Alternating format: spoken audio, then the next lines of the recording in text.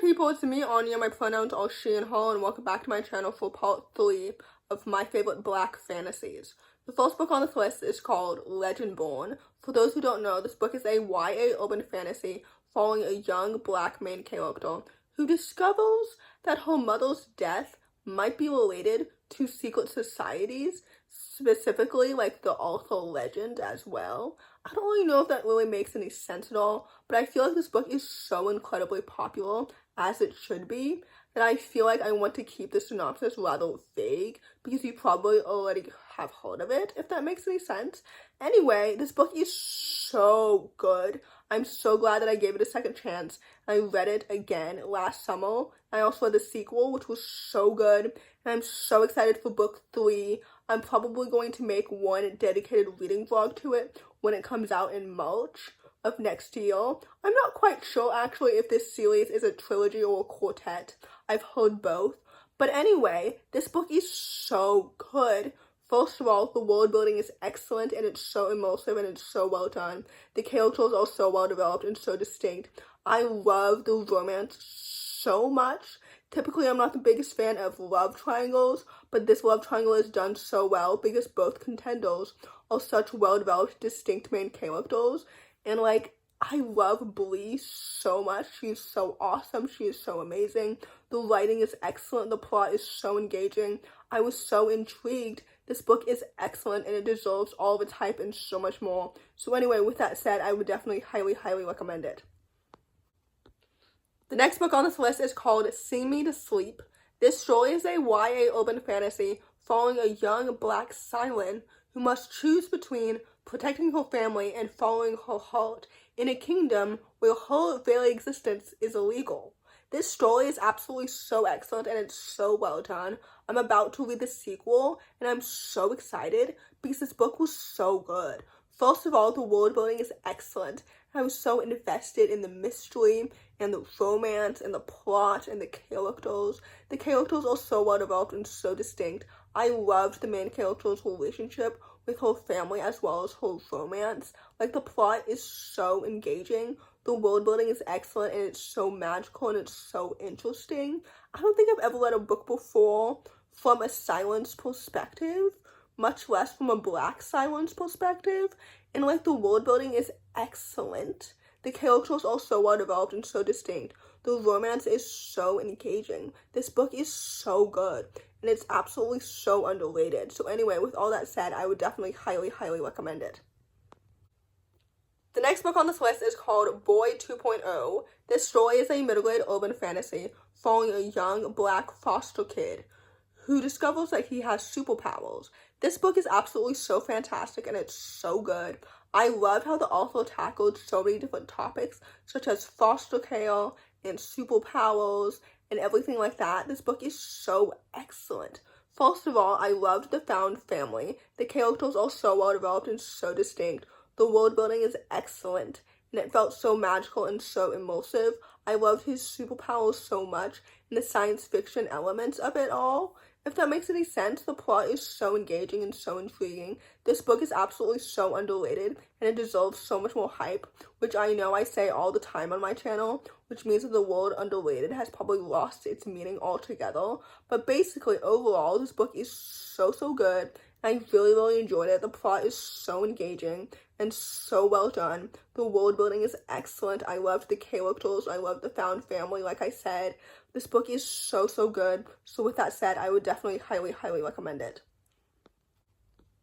The next book on this list is called The Secret Library. This story is a middle-grade urban fantasy that follows a young Black main character who discovers a secret library that's connected to her family's history. If that makes any sense, this book is absolutely so fantastic, and it's so good.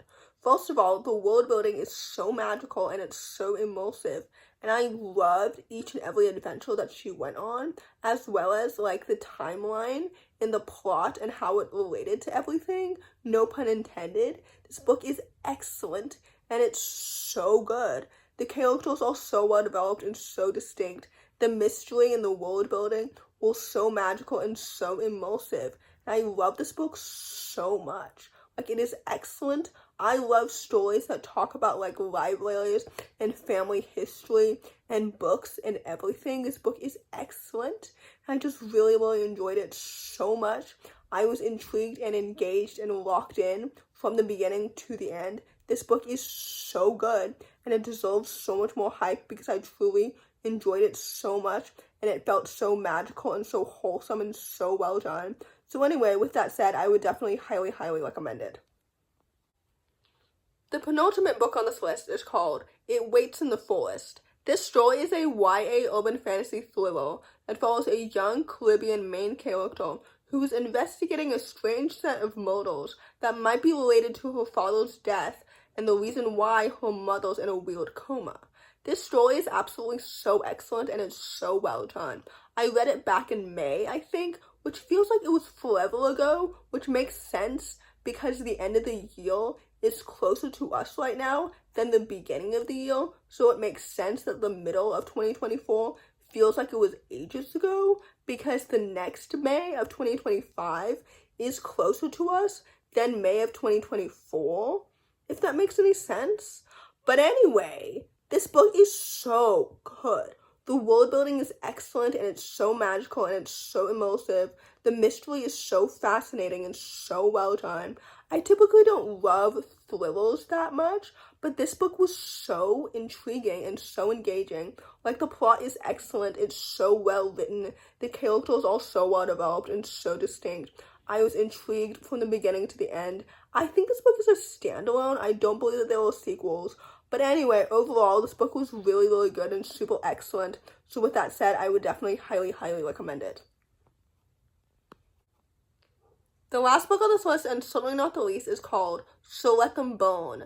This story is a YA Jamaican-inspired fantasy that follows two sisters, where one of them has been blessed by the gods, and the other one makes an unprecedented bond with a dragon. And the one who is blessed by the gods is told that the only way for her sister to break that bond is for her to kill her sister, which is obviously not an option.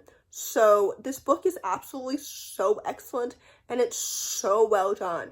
I remember when this book came out in January and everyone was yapping about it, which means that I had the highest expectations, and I can tell you for free that this book is absolutely worth all of those expectations and so much more because it's so excellent.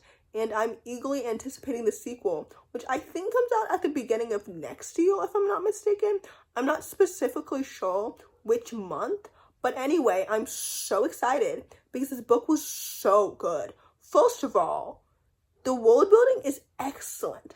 As a half Jamaican person, like, the culture in the world building was so excellent and so well done. The dual perspective is so good because both sisters are such well-developed, distinct main characters. And I loved also the queer representation. The plot is excellent. Like, the mystery and the world building and everything was so good. This book is so, so good. And I would definitely highly, highly recommend it. So in conclusion, historically, Black people tend to be underrepresented in fantasy. So I hope this video helps diversify your bookshelf.